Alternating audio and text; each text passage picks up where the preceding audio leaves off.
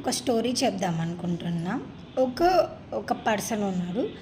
అతను ఒక చిన్న స్టార్టప్ అనేది స్టార్ట్ చేసిండనమాట. స్టార్ట్ చేసి ఒకటే ఒక ఎంప్లాయీని ఫస్ట్ ఒక ఎంప్లాయీని తీసుకున్నాడు. ఇద్దరే ఉన్నారనమాట.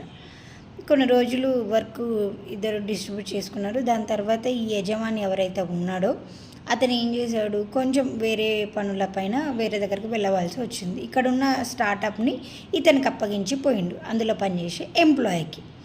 సో ఏం జరిగింది, ఇతను ఏమన్నా వస్తే ఇతనికి ఫోన్లో గైడ్ చేయడము. సో ఇతను కూడా ఏం చేసినారే, మా బాస్ ఇక్కడ లేడు కదా, ఉన్నది నేను ఒక్కనే, ఈ కంపెనీని నేను బాగా చూసుకోవాలి, చిన్న స్టార్టప్ అనుకో, దీన్ని నేను బాగా చూసుకోవాలి అని అతను కూడా డే అండ్ నైట్ వర్క్ చేసిండు. మంచిగా ఎవరికైనా ఏమన్నా కావాలంటే కస్టమర్స్ని సాటిస్ఫై చేసే వర్క్ చేసిండు. వాళ్ళకి కావాల్సినవి ఏమైనా ఉన్నాయి ఇన్ టైంలో డెలివరీ చేయడం అన్నీ జరిగినాయి.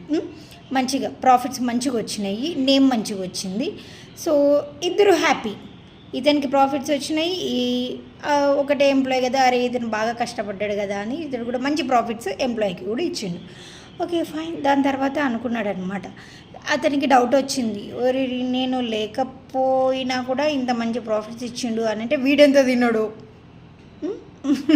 అని డౌట్ వచ్చి ఏం చేసిండు, లేదు ఇతని పైన ఒక మానిటర్ని పెట్టాలి అని చేసి ఇంకొక ఎంప్లాయీని రిక్రూట్ చేసుకున్నాడు ఇతని మీద పెట్టడానికి. సో అతను ఏం చేసిండు, ఇప్పుడు డైరెక్ట్ కాంటాక్ట్ అనేది వీళ్ళిద్దరికి తెగిపోయింది, మధ్యలో ఒక పర్సన్ వచ్చింది. సో ఇక్కడ ఏం జరుగుతుంది, వర్క్ మీడియేటర్ అంటే అతను మీడియేటర్కి చెప్పి మీడియేటర్ నుంచి మళ్ళీ ఇతనికి రావాలి. సో అట్లా ఏం జరుగుతుంది, వర్క్ డిలే జరుగుతుంది. ఇతనికి వర్క్ రావడం అనేది లేట్గా జరుగుతుంది, ప్రోడక్ట్ అనేది లేట్గా డెలివరీ అవుతుంది. సో దట్ కస్టమర్స్ కొంచెం సాటిస్ఫైగా లేరనమాట. దానివల్ల ఏం జరుగుతుంది, కస్టమర్స్ తగ్గుతారు, వర్క్ ఎఫిషియన్సీ ఆటోమేటిక్గా తగ్గుతుంది కదా. ఏంద్రా బాబు అన్నట్లు కొంచెం ఉంటుంది, అఫ్కోర్స్ ఉంటుంది కదా. దానివల్ల లాభాలు అనేవి తగ్గినాయి. సో అతను అరేని ఒకడున్నప్పుడు మంచి లాభాలు వచ్చినాయి, ఇప్పుడు ఇద్దరు ఉన్నప్పుడు రావడం లేదేంటి, ఎందుకు నా కంపెనీ ఎందుకు లాభాలు తగ్గినాయి అనే దాని గురించి ఇంకొక ఎంప్లాయీని రిక్రూట్ చేసిండు వీళ్ళిద్దరి పైన.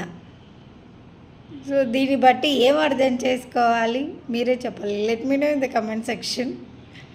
మోరల్ ఆఫ్ ద స్టోరీ మీరే చెప్పాలి.